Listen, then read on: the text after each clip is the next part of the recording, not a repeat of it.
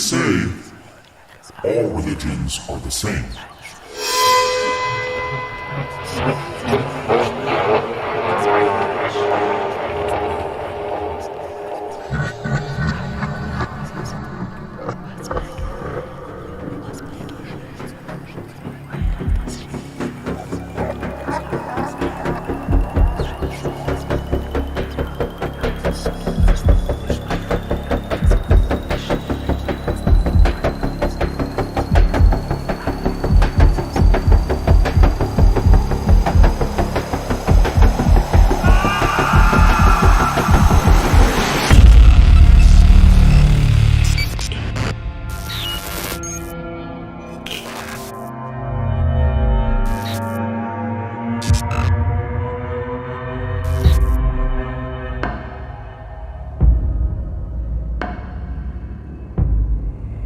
According to ancient Aztec priests, the god Tlaloc required continuous human sacrifice. If these sacrifices were not made, the rain would stop and the crops would die. But Tlaloc especially needed child sacrifice, and it was not enough to wet the earth with the blood of children. Tlaloc also required their tears. If the sacrificial children did not cry enough, the priests would pull out their teeth or their nails to ensure maximum screams of pain before ritually sacrificing them.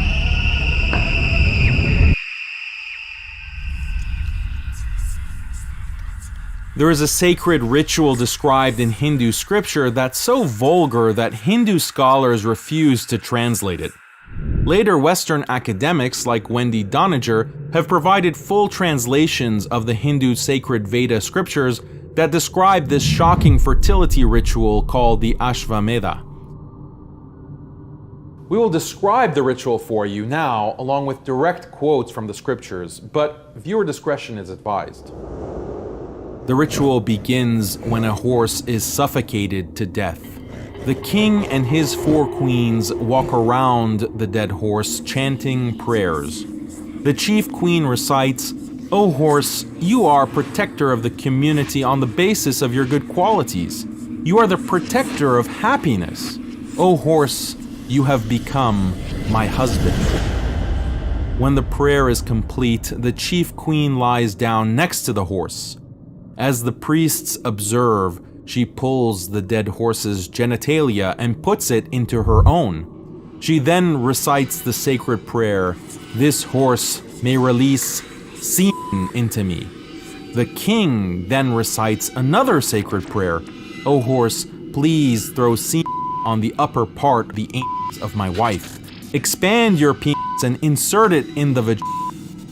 According to the Harivamsa Purana, the Hindu god Indra eventually enters the body of the dead horse to have intercourse with the queen as the king watches. The ritual is complete after the queen spends the whole night with the dead horse's genitalia inside her, thus ensuring fertility for the Hindu kingdom. In one instance, the mother of Rama is also reported to have participated in this special ritual.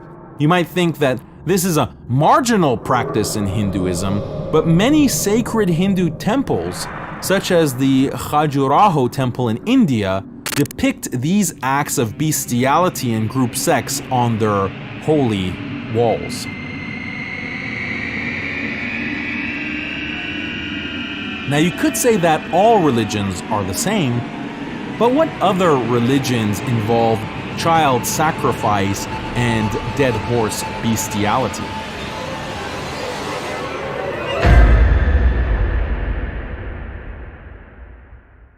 These are shocking examples, but there's a deeper underlying truth here. Religions that involve bestiality, human sacrifice, and child torture are all polytheistic. Why is polytheism conducive to these practices?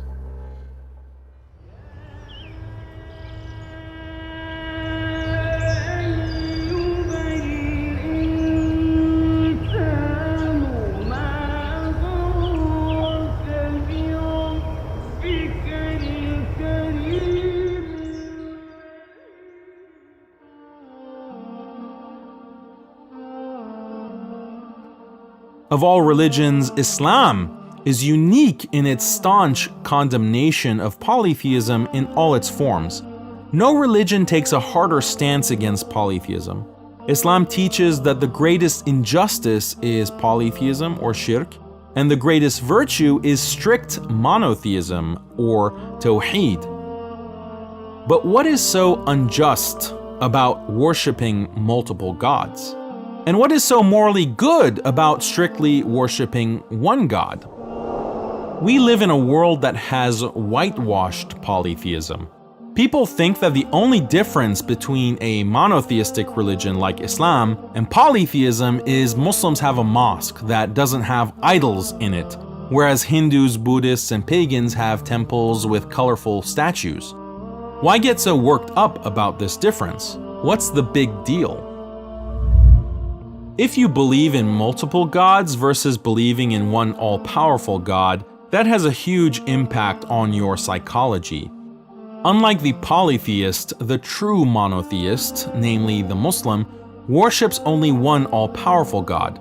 This one God has created him and everything else that exists. This one God has given him the eyes he sees with, the ears he hears with, the heart pumping in his chest, and is the sole provider of literally everything he has. This understanding creates a very specific dynamic between God and the believer, a relationship built on feelings of intense love and deep gratitude. The believer is in a state of utter appreciation, knowing that whatever he is, whatever he has, whatever he will ever reach is from one single God. When people accept that every happiness and joy they experience is from one all-loving deity, all of their appreciation is concentrated towards him.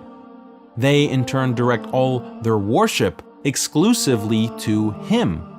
This naturally produces a beautiful relationship with God, one with overwhelming love, gratitude, devotion, and obedience.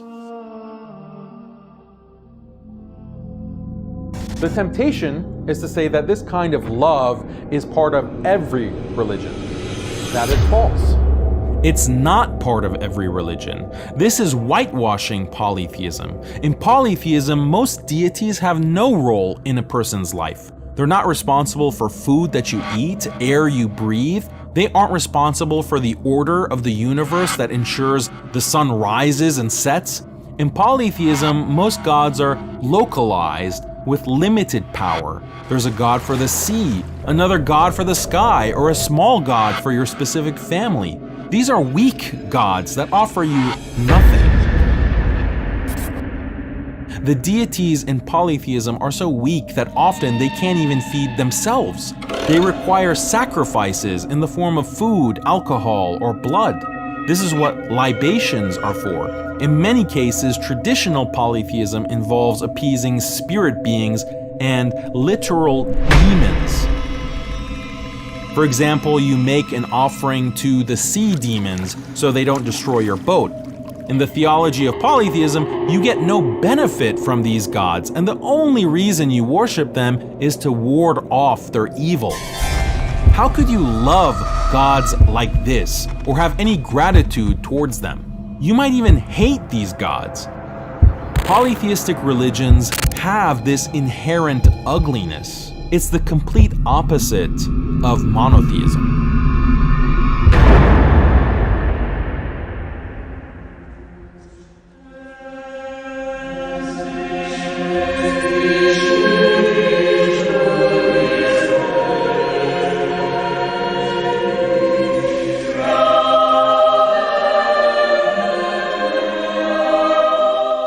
The thing about believing in one all-powerful God who has created you and controls the universe, that gives you a strong sense of fear as well as humility. This is a natural human reaction. We all naturally fear and are humble before strong authorities who have great power to harm or benefit. This is why monotheism puts the fear of God in you. When you truly believe that God is all-powerful, you are filled with this indescribable awe of the divine. You want to submit to God in His ultimate power and bow down to His absolute authority. You're overwhelmed with a sense of submission that makes you want to dedicate yourself to that higher truth, that higher purpose in devotion to the Almighty. Again, these are emotions that can't exist in polytheism. There is no one central deity that has all power in polytheism. Rather, power is distributed among many gods, and many gods are so weak they can be controlled through bribes and magic. Gods so weak that people can even threaten them. You say to a deity, "If you don't do this for me, I will destroy your temples." How can you have humility before such wimpy, weak gods? This polytheistic theology produces people who lack humility, lack self-restraint, people who feel free rein to indulge in every vice unchecked by a healthy fear of divine wrath.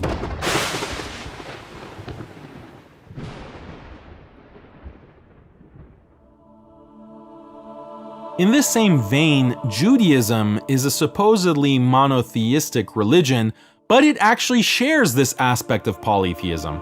Monotheism, on the one hand, is a belief in one omnipotent God, but on the other hand, belief in one omnipotent God has consequences. If you truly believe that this one God has all power and knowledge, then this is a God that you fully submit to. It's not a God that you try to argue with, or try to challenge, or try to outsmart. But this is precisely what Judaism does. The way that Jews depict God, they celebrate the notion of debating with God, winning arguments against God, even triumphing over God. This comes from the traditional Jewish doctrine of the Torah is not in heaven, which means that rabbis have ultimate authority in determining religious laws, and even God himself cannot overrule them. In the Talmud story of the oven of Achnai, God himself states a legal position by miraculously speaking to a group of rabbis directly from heaven. But the rabbis disagree with God's position and argue that God is mistaken. By the end of the story, God admits, "My children have defeated me." In this way, in Judaism, the rabbis are ultimate lawmakers above even God. And this principle is allegedly acknowledged by God himself. According to the Talmud, God admits, "Even I must obey the decree of the rabbis." Such religions that insult their gods by subordinating them to humans do nothing but breed followers who are arrogant, defiant, and rebellious. This is, again, the complete opposite of monotheism.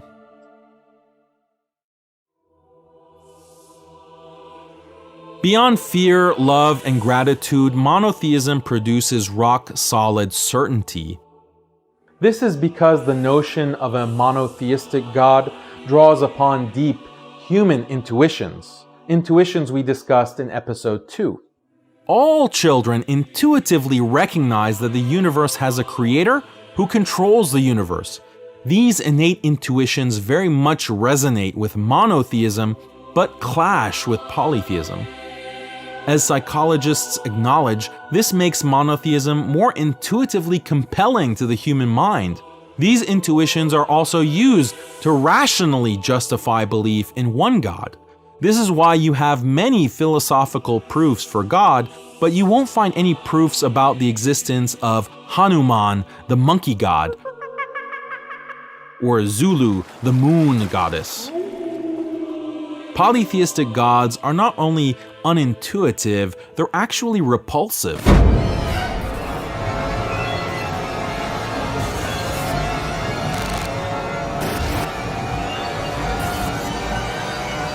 For example, according to ancient Egyptian religion, their pantheon of gods was created when the head god Atum masturbated other gods out from his penis. Polytheistic myths are chock full of nasty, bizarre, or confusing things like this, which destroys people's certainty in gods. Christianity, for example. The issue with Christianity is they have formulated this Trinitarian conception of God, which is confusing at best. To make matters worse, the Bible teaches conflicting notions of God. One notion of God depicted in the Old Testament commands believers to kill women and children and commit genocide.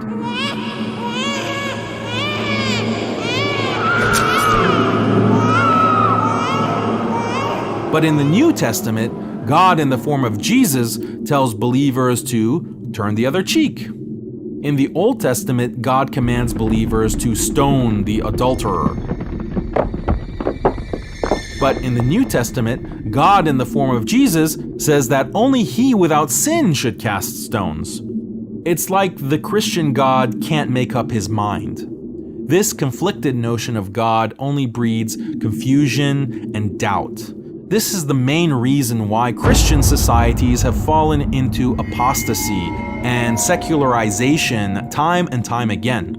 Lest we forget, Christianity is the only religion that was so thoroughly stomped by its own apostates that it birthed secularism and modern atheism. It's no coincidence that secularists tell Muslims that they should follow Christians.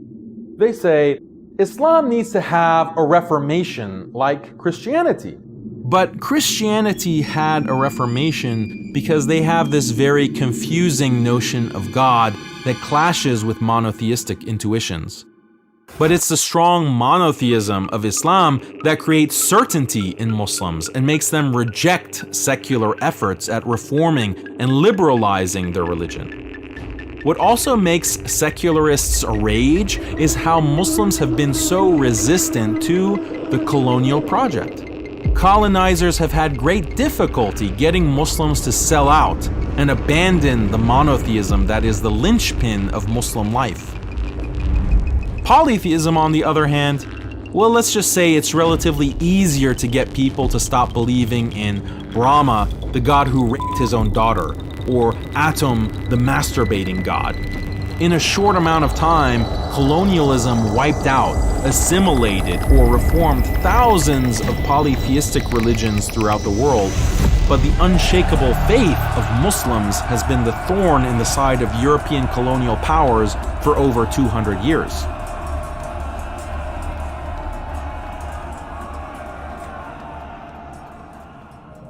Monotheism produces this beautiful psychology grounded in love, gratitude, humility, and certainty.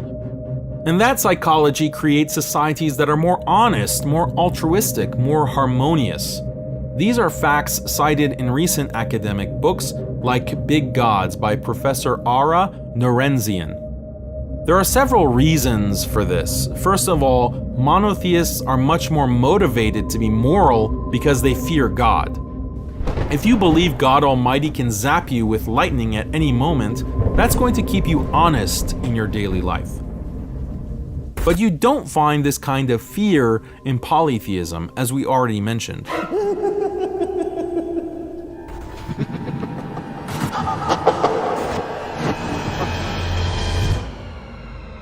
Secondly, in monotheism, God is all-knowing, but polytheistic gods are not.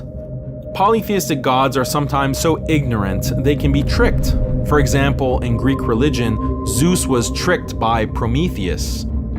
In Hinduism, the god Shiva ignorantly decapitated his own son because his wife Parvati had a child without him knowing. That's the level of ignorance of these gods. So if a polytheist cheats, steals, lies, murders, and rapes, he won't have to worry about divine retribution because the gods probably won't even know about it. This connection between increased dishonesty and polytheism has actually been experimentally proven in numerous studies. Thirdly, polytheistic societies are more immoral because they worship gods who are themselves highly immoral. The idea that God is all good and is the source of morality is actually a monotheistic concept. In Greek polytheism, Zeus is depicted as seducing and raping other gods and other people. In Hinduism, gods like Indra, Krishna, and many others are depicted as serial rapists. The Hindu text Bhavishya Purana describes how the gods Vishnu, Shiva, and Brahma work together to gang rape Anusuya, a Hindu sage's wife. The Hindu god Kali is often depicted holding a severed head, wearing a necklace of decapitated heads and dead baby fetus earrings. One Hindu sect, the Aghoris, even to this day give sexual satisfaction to goddess Kali by having intercourse with rotten human corpses. What kind of society is created when people worship gods who not only lie and cheat, but are also serial rapists and bloodthirsty killers of babies? What kind of society is created when rituals involve necrophilia, cannibalism, bestiality, and child torture? In fact, studies show that in countries like India, for example, a large percentage of the Hindu population justifies crimes like rape and child sacrifice by appealing to these gods.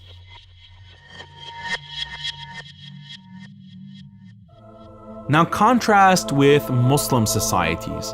Because Islam has Tawheed as the strong, uncompromising monotheism, Muslim societies have less fornication, less infidelity, they drink less, get addicted to drugs less, commit homicide less, commit suicide less, and generally avoid other immoral behaviors to a greater extent than both polytheist and secular societies. But the beauty of Islamic monotheism doesn't end there. Because monotheism creates deep conviction, this results in strong religious identity. Rather than religious identity, polytheistic societies have strong ethno-nationalist identities. This is because they don't have religious beliefs that are strong or compelling enough to rally around. Since they can't depend on their beliefs, polytheists have to depend on other things like shared blood or culture. But in Islam, Tawheed unites people regardless of ethnicity, race, or culture. This is why Islam is this revolutionary force. As the history of Islam shows, it brought together all the Arab tribes and from day one integrated many other races into one Muslim ummah. Islamic monotheism is strong enough to unite the masses despite racial and ethnic differences. This is why Islam has been the most racially diverse religion from the beginning.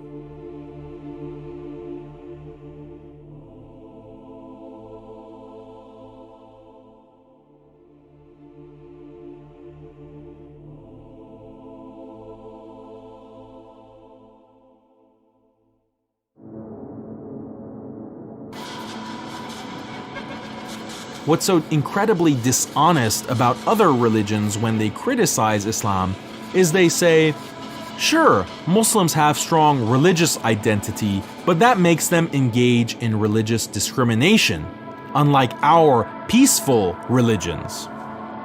Yes, Islam treats people differently according to their religion, guilty as charged. But it's not like discrimination doesn't exist in polytheistic or secular societies.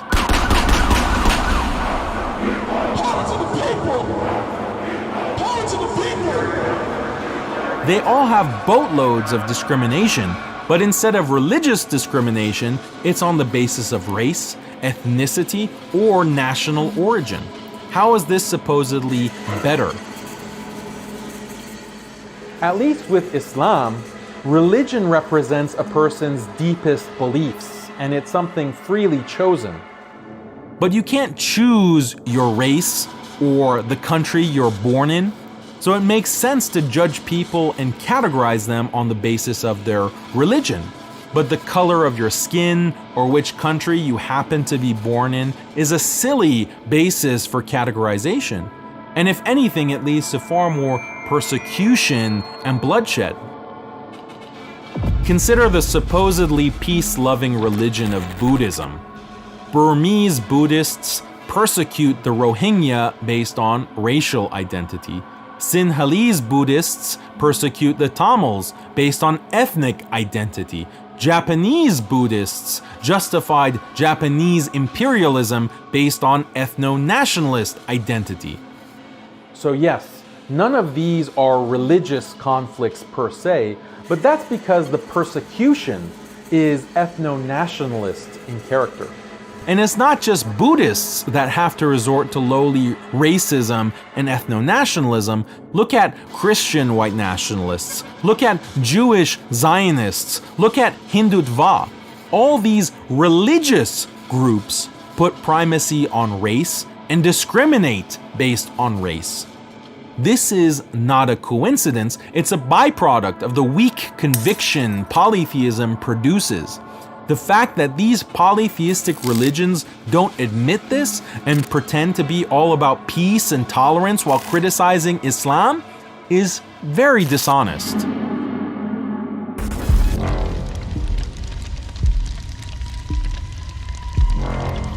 It's not surprising that all these polytheistic religions come together to criticize Islam.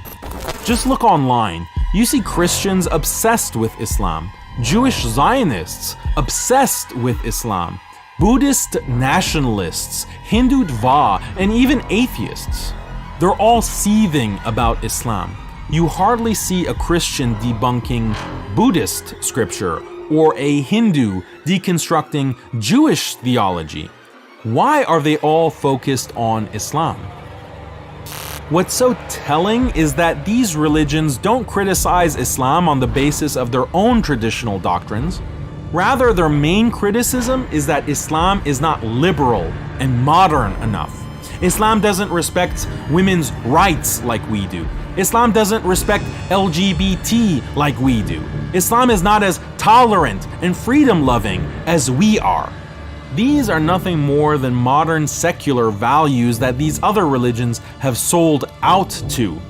Liberal modernity is their true religion, and it just comes in a Christian, Jewish, Hindu, or Buddhist flavor. But as we've seen, Muslims can critique other religions based on Islamic standards of monotheism, which are so clearly more beautiful, more moral, and more intuitively compelling than the ugliness of polytheism. In contrast, these polytheistic religious doctrines are either too repugnant or too irrational to use to criticize Islam. So all they can do is cry about Islam not selling out to liberal secularism the same way they did. Deep down, they know their religion's all sold out, but Muslims haven't, and that burns them up inside. What makes them even more enraged is the fact that Muslims won't assimilate. Look at how agitated Christian white nationalists are about Muslim immigration. Look at how much anxiety Hindu Dawah has about Muslims converting and marrying Hindus. Look at how nervous Jewish Zionists are about Palestinian birth rates. Look at how incensed Buddhists in Myanmar are about their Muslim demographic. Look at how livid Western atheists get about Muslim minorities not accepting Western values. They're all terrified about the Muslim population growing. They're worried about Muslim conversion. They're nervous about strong Muslim commitment to Islamic law. All of these things are directly tied to the strong faith that Islamic monotheism produces that all these other religions lack. People assume that every religion is based on deep humility, love, and gratitude. But this is a very monotheistic understanding of religion. This psychology can only exist in polytheistic religions to a confused extent. But profound, deep faith based on love, gratitude, and submission in their maximum, purest form is only possible in Islam, because Islam directs these feelings solely toward our Creator. This makes Islam the most beautiful religion, the most just religion, whereas polytheists commit the worst injustice by devoting themselves to false gods. Ultimately, these other religions, what they're selling you is, come be a Christian, come be a Jew, Buddhist, Hindu, because we're more liberal. You can indulge in more fornication, you can indulge in more freedom, you can walk around naked in public. The only selling point of these religions is, we're not as bad as Islam. But Islam has a positive message. Islam offers Tawheed, a pure monotheism that creates strong faith connecting you to your Creator, unshakable faith that can motivate you to stand up against the evil modernist onslaught.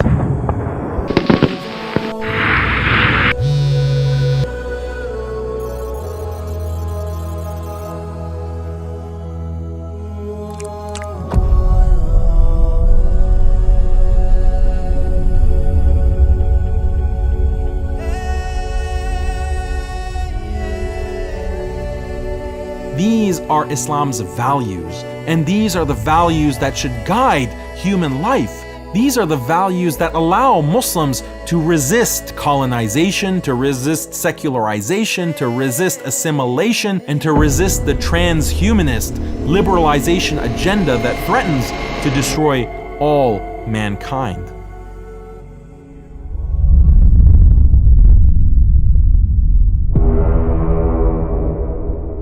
Islam stands alone. And it's all because of one belief. There is no God except Allah.